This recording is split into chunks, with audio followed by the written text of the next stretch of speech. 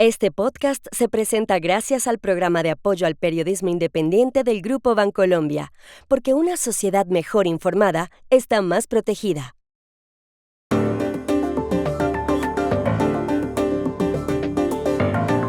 El huracán Milton ya está en la Florida. El presidente de Estados Unidos, Joe Biden, dijo que puede ser muy destructivo. ¿Qué ruta seguirá? Claudia Sheinbaum acaba de presentar su estrategia de seguridad en México, un país con un altísimo número de homicidios. ¿Funcionará? El 57% de los españoles creen que en su país hay demasiados inmigrantes. Los más desconfiados, curioso, son los de la generación Z. ¿Por qué? Hola, bienvenidos a Y esto no es todo, el podcast del Georgetown Americas Institute de la Universidad de Georgetown en Washington, D.C. Soy Juan Carlos Iragorri, desde Madrid. Soy Ushi Levy desde Buenos Aires.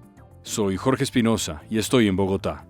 Es jueves 10 de octubre y esto es todo lo que usted debería saber hoy.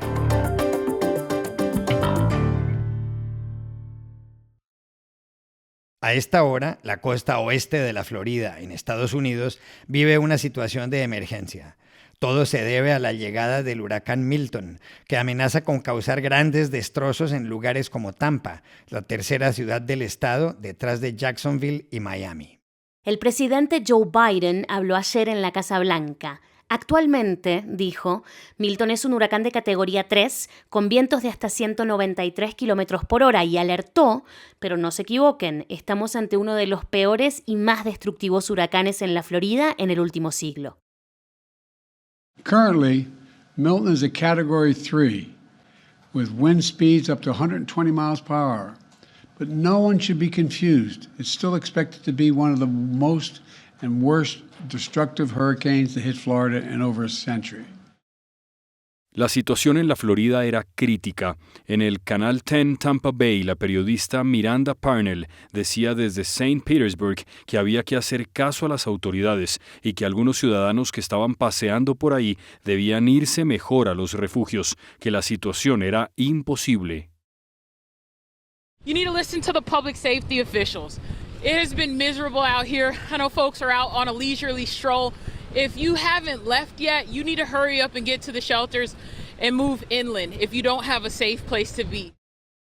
Ante la amenaza del huracán, más de 6 millones de personas han sido evacuadas. Entre tanto, ¿qué ruta seguirá Milton en las próximas horas? Llamamos anoche muy tarde a Miami a Diana Mateus, la corresponsal de la FM de RCN Radio de Colombia. Sin duda, estamos hablando de un huracán que es considerado como el más peligroso del último siglo en tocar tierra en la costa oeste de la Florida. Milton entró en una categoría mayor por esta zona de Florida, en la bahía de Tampa, donde hay un gran número de hispanos y también de turistas. Es decir, estamos hablando de más de 400,000 habitantes en Tampa y de ellos el 20% son latinos.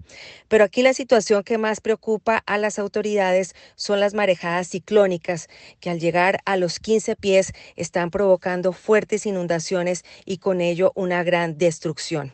Y la situación también es que este huracán Milton está cruzando la Florida de oeste a este y por eso la ciudad de Orlando también recibe las fuertes lluvias y vientos que obligaron la evacuación de miles de personas.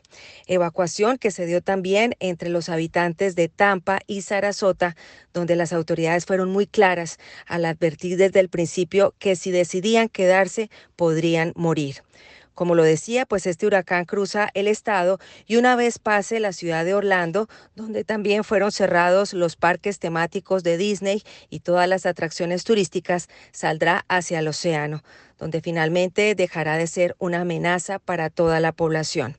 Entre tanto, en el sur de la Florida, pues los vientos y lluvias también se han sentido, pero en una menor proporción, como de tormenta tropical. En Miami-Dade y Broward se registraron varios tornados que provocaron algunos daños y a esta hora se pueden ver varias inundaciones. Y lo cierto, que también se debe tener muy en cuenta, es que Florida ha recibido dos fuertes huracanes en las últimas 2 semanas. Primero fue Helene, que recordemos causó gran destrucción y dejó más de 220 muertos también en Carolina del Norte. Y ahora Milton, que a esta hora sigue afectando con sus lluvias y vientos el estado de la Florida. Un ciclón que sin duda pues va a ser recordado como el más catastrófico del último siglo en esta zona de Estados Unidos.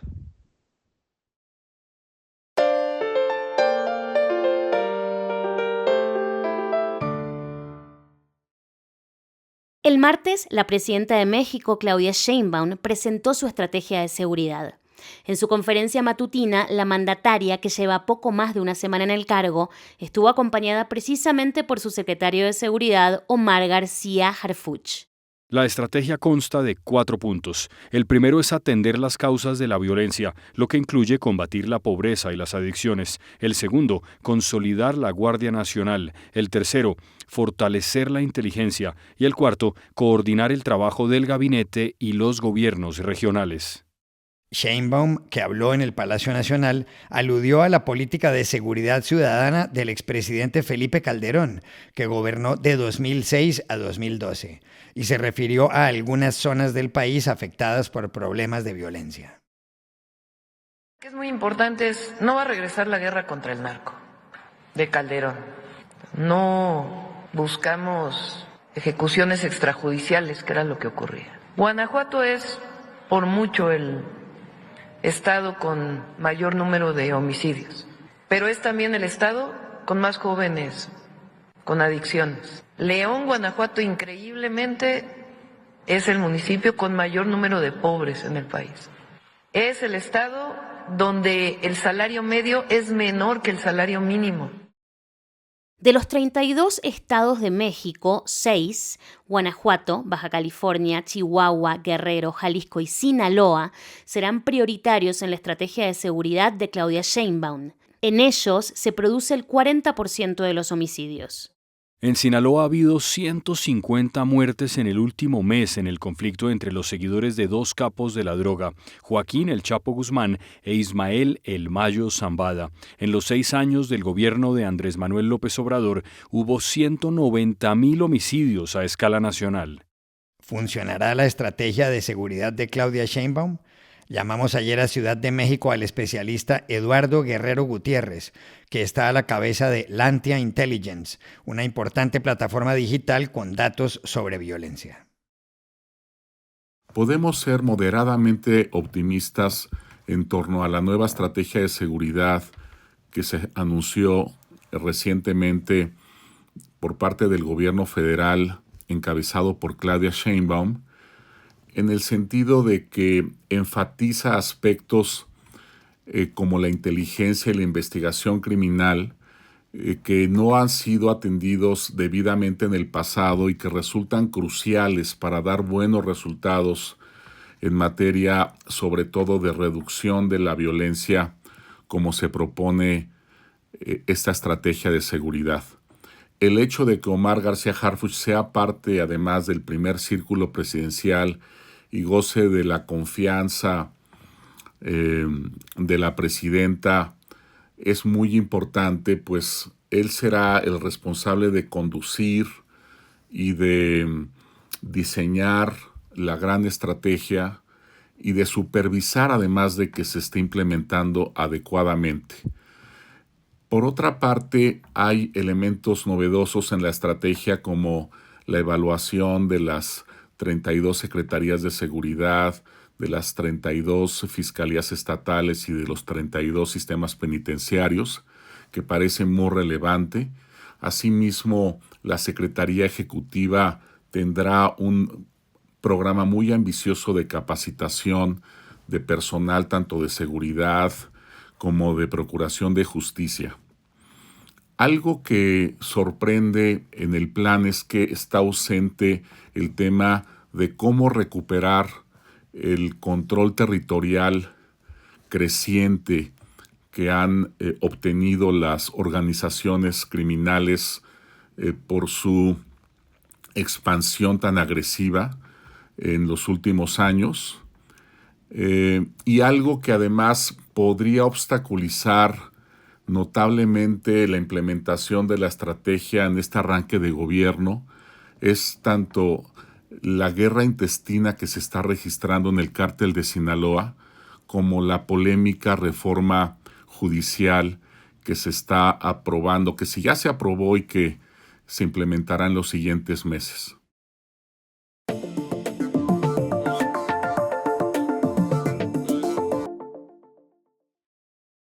Este podcast se presenta por cortesía de Movistar Empresas, el aliado que está transformando y potenciando negocios en toda Hispanoamérica con soluciones digitales en cloud, IoT, seguridad, conectividad, Big Data y advertising. Movistar Empresas, siempre el camino seguro. Y este podcast también se presenta con el patrocinio de Tecnoglass, el poder de la calidad. Tecnoglass es la compañía líder en la manufactura y comercialización de vidrios, ventanas y fachadas para el mercado de la construcción en Estados Unidos y el mundo. Para mayor información, visite nuestra página web www.tecnoglass.com. En España, un país de 48 millones de habitantes, se acaba de conocer una estadística preocupante con respecto a la inmigración. El 57% de los ciudadanos creen que hay demasiados inmigrantes y el 75% los vincula al desempleo y la criminalidad. El dato figura en una encuesta del Instituto 40DB para el diario El País y la cadena radial SER. Pero hay dos asuntos que también causan inquietud. Uno es que la mayor parte de los ciudadanos piensa que el 30% de los habitantes nacieron fuera, cuando en verdad son el 18,5%. El otro dato, atención, es que los más recelosos con los inmigrantes son los varones de la generación Z, los de entre 18 y 27 años, menores incluso que los millennials. ¿Por qué? Llamamos ayer en Madrid a Alejandro Macarrón, director del Observatorio Demográfico de la Universidad San Pablo CEU. La pregunta no es sencilla, pero por dar alguna clave, hoy día en general las mujeres votan más a la izquierda que los hombres en todos los países occidentales y la posición más favorable a la inmigración se da más en la izquierda, por supuesto, más que, digamos, en la derecha. Y luego la generación Z, desde luego en España al menos, como las cosas van por ciclos, ahora esa juventud, hay mucha juventud que por reacción a décadas, digamos, de mentalidad y gobiernos más bien progresistas, incluso cuando eran de derecha moderada, seguían manteniendo muchas cosas que hacían los gobiernos de izquierdas, pues hay una reacción. De hecho, en España, no sé si el Vox es el primer partido entre los jóvenes.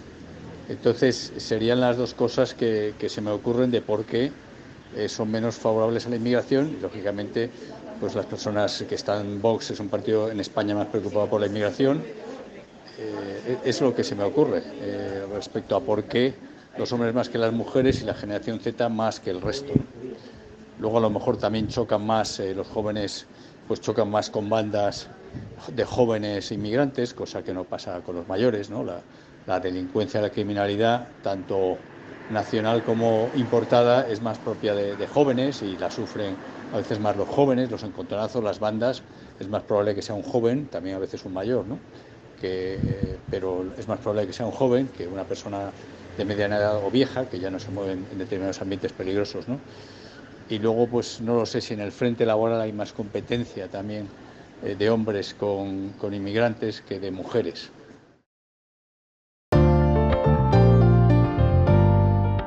Y estas son otras cosas que usted también debería saber hoy. Tras 2 meses sin hablarse, el presidente de Estados Unidos, Joe Biden, y el primer ministro israelí, Benjamin Netanyahu, conversaron ayer, justo cuando Israel prepara una respuesta al ataque que en su contra lanzó Irán hace 10 días. No se conocen detalles. Lo que se sabe es que previamente el ministro de Defensa israelí, Yoav Gallant, dijo en un video que será algo letal, preciso y sorpresivo. Sí trascendió que Biden le pidió a Netanyahu minimizar la muerte de civiles en el Líbano. Estados Unidos prohibió ayer la entrada al país del expresidente ecuatoriano Rafael Correa y de quien fuera su vicepresidente Jorge Glass. El Departamento de Estado informó que tanto Correa, que gobernó de 2007 a 2017, como su ex número 2 están vinculados a casos de corrupción. También prohibió la entrada de sus familias. Rafael Correa, que estudió en la Universidad de Illinois en Urbana-Champaign, vive en Bélgica. En Ecuador tiene causas pendientes con la justicia. Taylor Swift se acaba de convertir en la cantante más adinerada del mundo. Según la revista Forbes, tiene ya $1.600 millones gracias a su gira Eras Tour. De este modo, supera a Rihanna, cuya fortuna es de $1.400 millones, representada en compañías como Fenty Beauty. El tercer puesto es para Madonna, con $860 millones, seguida por Beyoncé con 760, Celine Dion con 550 y Barbra Streisand, que acaba de publicar sus memorias tituladas My Name is Barbara con 460 millones. Y aquí termina Y esto no es todo, donde siempre habrá más. En la producción estuvo John F. Burnett. Y pueden suscribirse a este podcast en nuestro sitio web y esto no es todo.georgetown.edu. Pueden seguirnos en nuestras cuentas de X y de Instagram, @y esto no es todo, y por supuesto buscarnos en nuestro canal de YouTube. Gracias por oírnos. Chao. Hasta la próxima.